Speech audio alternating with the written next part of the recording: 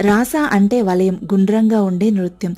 లీల అంటే క్రీడ లేదా ఆడటం కాబట్టి రాసలీల అంటే శ్రీకృష్ణుడు గోపికలతో గోవర్ధన పర్వత ప్రాంతంలో చేసిన పవిత్ర నృత్యం.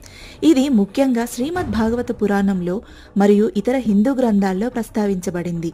శ్రీకృష్ణుడు బ్రజభూమిలో ఉన్నప్పుడే గోపికలు ఆయన మీద అపారమైన ప్రేమను కలిగి ఉండేవారు.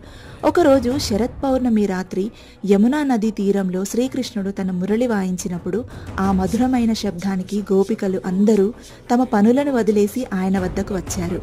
శ్రీకృష్ణుడు వారందరికీ ప్రత్యేకంగా కనబడే విధంగా ఒక్కో గోపికతో కలిసి నృత్యం చేయడం ద్వారా రాసక్రీడ ఆడాడు. ఈ నృత్యం భౌతిక ప్రేమకు మించిన భక్తి మార్గాన్ని సూచిస్తుంది. గోపికల ప్రేమ అనేది భగవంతునిపై ఉన్న నిస్వార్థమైన భక్తిని సూచిస్తుంది. ఇది భక్తి మరియు ఆత్మ సాక్షాత్కారానికి ప్రతీకగా భావిస్తారు. బృందావన్, మథుర ప్రాంతాల్లో రాసలీలను నాటక రూపంలో ప్రదర్శిస్తారు.